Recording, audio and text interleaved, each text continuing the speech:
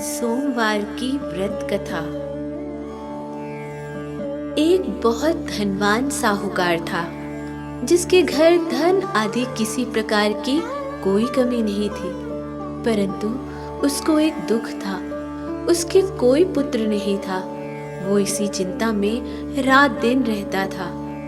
वो पुत्र की कामना के लिए प्रति सोमवार को शिव जी का व्रत और पूजन किया करता था तथा सायंकाल को शिव जी के मंदिर में जाकर शिव जी के श्री विग्रह के सामने दीपक जलाया करता था। उसके इस भक्ति भाव को देखकर एक समय शिव पार्वती जी ने शिव जी महाराज जी से कहा कि हे महाराज, ये साहूकार आपका अनन्य भक्त है और सदैव आपका व्रत और पूजन बड़ी श्रद्धा से करता है। इसकी मनोकामना पूर्ण करनी चाहिए।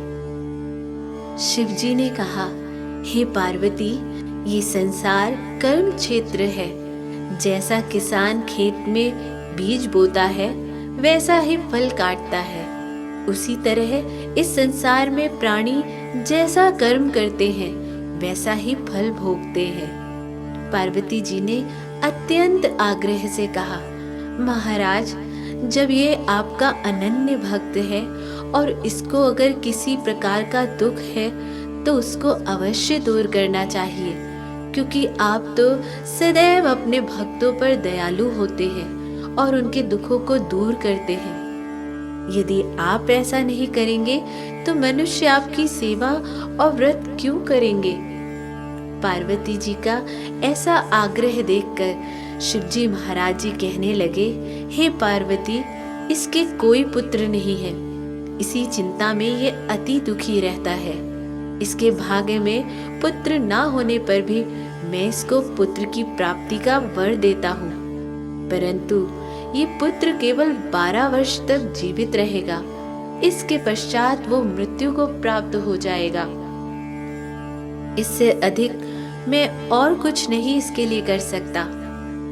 ये बातें साहूकार सुन रहा था। इससे उसको ना तो कुछ प्रसन्नता हुई और ना ही कुछ दुख हुआ। वो पहले जैसे ही शिव जी महाराज का व्रत और पूजन करता रहा। कुछ काल व्यतीत हो जाने पर साहूकार की स्त्री गर्भवती हुई और 10वें महीने उसके गर्भ से अति सुंदर पुत्र की प्राप्ति हुई। साहूकार के घर में बहुत खुशियां मनाई गई, परंतु साहूकार ने उसकी केवल 12 वर्ष की आयु जान कोई अधिक प्रसन्नता प्रकट नहीं की और ना ही किसी को ये भेद बताया। जब वो बालक 11 वर्ष का हो गया तो उस बालक की माता ने उसके पिता से विवाह आदि के लिए कहा, तो साहूकार कहने लगा, अभी मैं इसका विवाह नहीं करूंगा, अपने पुत्र को काशी जी पढ़ने के लिए भेजूंगा। फिर साहूकार ने अपने साले अर्थात बालक के मामा को बुला उसको बहुत धन देकर कहा, तुम इस बालक को काशी जी पढ़ने के लिए ले जाओ और रास्ते में जिस स्थान पर भी जाओ यज्ञ करते और ब्राह्मणों को भोजन कराते जाओ। वो दोनों मामा भांजे यज्ञ करते और ब्राह्मणों को भोजन कराते जा रहे थे। रास्ते में उनको एक शहर पड़ा। उस शहर में राजा की कन्या का विवाह था और दूसरे राजा का लड़का जो विवाह करने के लिए बारात लेकर के आया था वो एक आंख से काना था। उसके पिता को इस बात की बड़ी चिंता थी कि कहीं वर को देखकर कन्या के माता पिता विवाह में किसी प्रकार की अड़चन न पैदा कर दे। इस कारण जब उसने अति सुंदर सेठ के लड़के को देखा तो उसने मन में विचार किया, क्यों न दरवाजे के सामने इस लड़के से वर का काम चलाया जाए। ऐसा विचार कर वर के पिता ने उस लड़के और मामा से बात की तो वो राजी हो गए। फिर उस लड़के को वर के कपड़े पहना तथा घोड़ी पर चढ़ा दरवाजे पे ले गए और सब कार्य प्रसन्नता पूर्ण हो गया। फिर वर के पिता ने सोचा, यदि विवाह कार्य भी इस लड़के से करा लिया जाए तो क्या बुराई है। ऐसा विचार कर लड़के और उसके मामा से कहा, यदि आप फेरों का और कन्यादान के काम को भी कर दे तो आपकी बड़ी कृपा होगी। मैं इसके बदले में आपको बहुत कुछ धन दूंगा। तो उन्होंने स्वीकार कर लिया।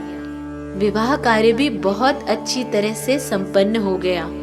परंतु जिस समय लड़का जाने लगा तो उसने राजकुमारी के चुन्नी के पल्ले पर लिख दिया कि तेरा विवाह तो मेरे साथ हुआ है, परंतु जिस राजकुमार के साथ तुमको भेजेंगे वो एक आंख से काना है।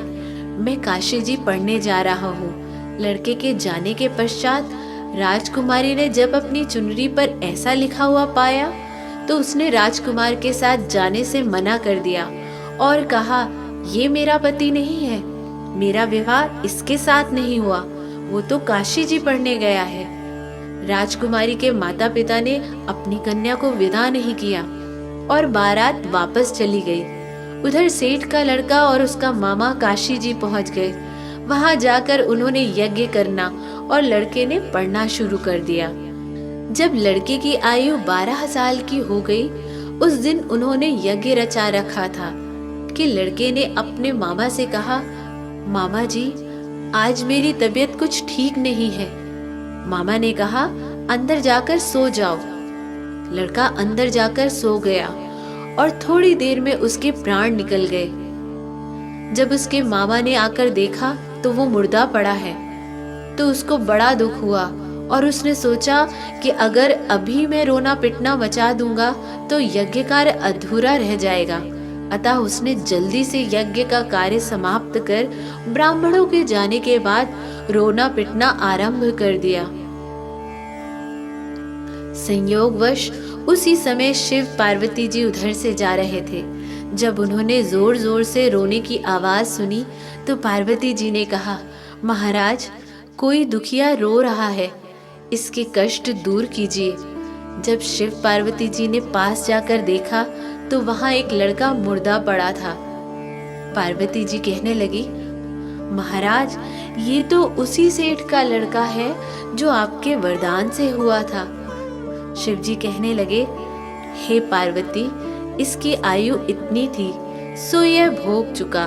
तब पार्वती जी ने कहा, हे महाराज, इस बालक को और आयु दे, नहीं तो इसके माता पिता तड़प तड़प कर मर जाएंगे।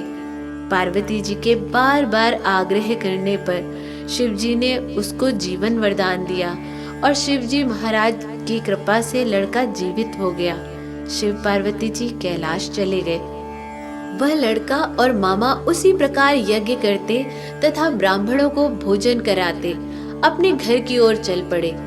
रास्ते में उसी शहर आए जहां उसका विवाह हुआ था। वहां पर भी आकर उन्होंने यज्ञ आरंभ कर दिया तो उस लड़के के ससुर ने उसको पहचान लिया और अपने महल में ले जाकर उसकी बड़ी खातिर की। साथ ही बहुत दास दासियों सहित आदर पूर्वक लड़की और जमाई को विदा किया। जब वे अपने शहर के निकट आए तो मामा ने कहा, मैं पहले घर जाकर खबर देकर आता हूँ।